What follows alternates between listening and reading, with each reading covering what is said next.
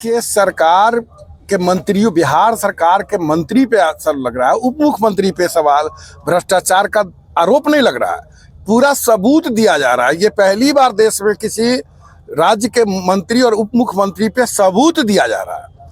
आप देख लीजिएगा कि 200 करोड़ की बेईमानी संपत्ति जो अर्जित की अशोक चौधरी, उसके डीड दिया गया है। 36 करोड़ का तो डीड है, जो बिहटा में एक जमीन खरीदे उसका डीड दिया गया है। माननीय उप मुख्यमंत्री सम्राट चौधरी जी का जो नाम बदलने वाला प्रक्रिया है, उसका सबूत दिया गया है।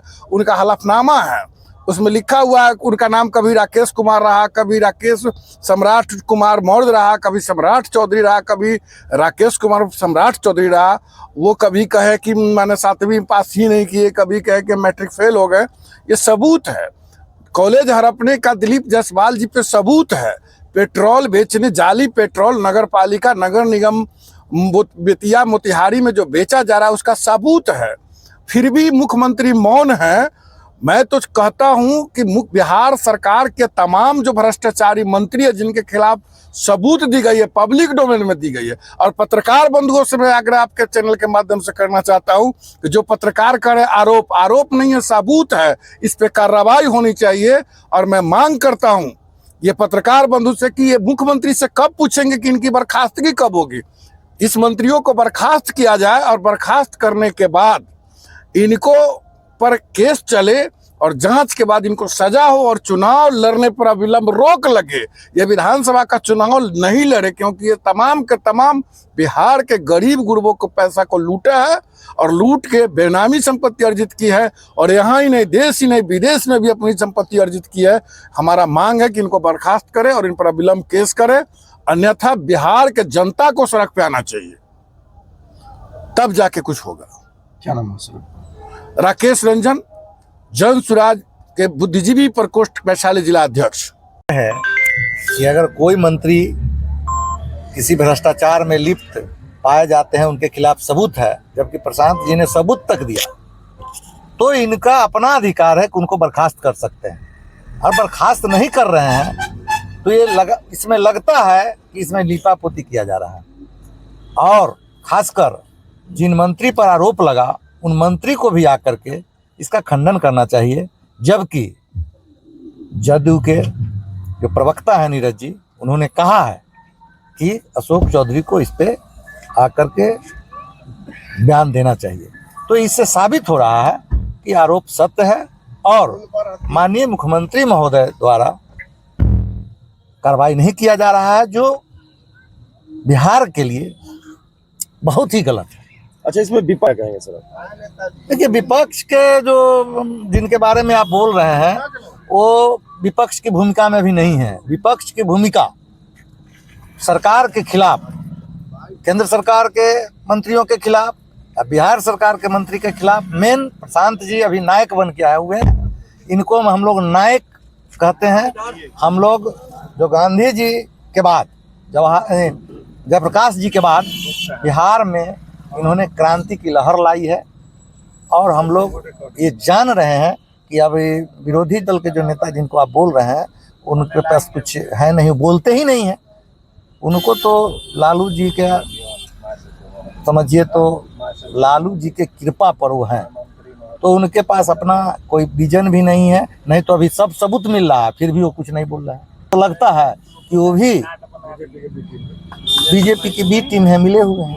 नहीं तो जब सबूत मिल रहा है तो उनको रोड पर, अभी सामने चुनाव है 2 महीना बाद, उनको रोड पे आंदोलन करना चाहिए, सड़क पर आना चाहिए, धरना प्रदर्शन करना चाहिए। किनको सर? भाई नेता विरोधी दल को, उनकी पार्टी को। मान लिया प्रशांत जी आपको सारा औजार भी दे रहे हैं, फिर भी आप चुप बैठे हुए हैं, तो हम लोग क्या कहेंगे? क्या नाम हुआ सर आपका? जी, मेरा नाम हुआ अरविंद कुमार यादव, जनसुराज के महामंत्री हैं, महानार से प्रत्याशी हैं। मैं जिस नीतीश कुमार को जानता हूं, उस नीतीश कुमार का नैतिक बल यह था कि एक बार की बात है कि 200 लोगों की मृत्यु जब हो गई थी रेल मंत्री रहते हुए, उस नीतीश कुमार ने इस्तीफा दिया था।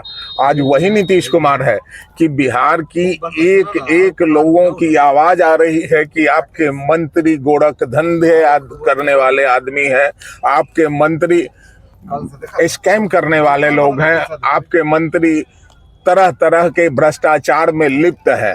और हमारे प्रणेता प्रशांत किशोर जी ने जो सीरीज में उनके ऊपर आरोप लगाया है, आपने देखा होगा। मैं आपको याद दिलाना चाहूंगा, माननीय जीवेश मिश्रा जी की बात कर लीजिए। मैंने आज से तकरीबन 4-5 महीने पहले उनको खुले तौर पर मैंने कहा था कि यह आदमी को अभी तक मंत्रिमंडल में क्यों है। मैंने उस वक्त भी आवाज उठाई थी, लेकिन इस पर कोई कार्रवाई नहीं हुई। मेरे साथ पूरे बिहार की जनता ने आवाज उठाया। अब आप इसी से अंदाजा लगा लीजिए कि नकली दवा बनाते हुए राजस्थान की कोर्ट ने उसको विक्टिमाइज किया, और विक्टिमाइज करके उस पर वो आदमी कन्विक्टेड, सजा याफ्ता आदमी है, और उस पर अभी तक मंत्रालय से कोई कार्रवाई नहीं हुई। दूसरे मंत्री अशोक चौधरी जी हैं, जो कहते हैं कि मैं मानस पुत्र हूं मुख्यमंत्री का। तो एक पिता को अगर पुत्र कोई गलत काम करता है तो एक पिता का फर्ज बन जाता है पत्रकार की उससे जरूर पूछे। लेकिन माननीय मुख्यमंत्री अशोक चौधरी जी से भी ना कोई सवाल पूछ रहे हैं। हाँ, अलबत्ता एक बात जरूर हुई है कि जनता दल यूनाइटेड में अब थोड़ी सी फूट की स्थिति दिख रही है, कि इसलिए कि उनके प्रवक्ता नीरज कुमार ने कहा है कि प्रशांत किशोर के आरोपों का जवाब अशोक चौधरी को आके देना चाहिए। अगर नहीं देते हैं तो उनको बर्खास्त किया जाना चाहिए, क्योंकि यह सरकार के साख का प्रश्न है। लेकिन इसके बाद भी मुख्यमंत्री, इतना बोलने के बाद भी मुख्यमंत्री अभी तक इस पर कोई संज्ञान नहीं ले रहे हैं। ये इस बात को दर्शाता है कि मुख्यमंत्री अब अपने आपे में नहीं है। उनके जगह जो उनके साथ भ्रष्टाचार करने वाले नौकरशाह लिप्त हैं, उन लोगों के द्वारा उन पर कार्रवाई नहीं होना इस बात को दर्शाता है कि अगर अशोक चौधरी पर कार्रवाई होगी तो बड़े बड़े जो नौकरशाह हैं, जो मुख्यमंत्री की जगह सरकार चला रहे हैं, उनका भी नाम इस कैब में आएगा। मेरा नाम प्रवीण कुमार सिंह है। मैं जनसुराज पार्टी का एक छोटा सा सिपाही हूँ, और वर्तमान में अनुमंडल अध्यक्ष महनार को मैं देख रहा हूं।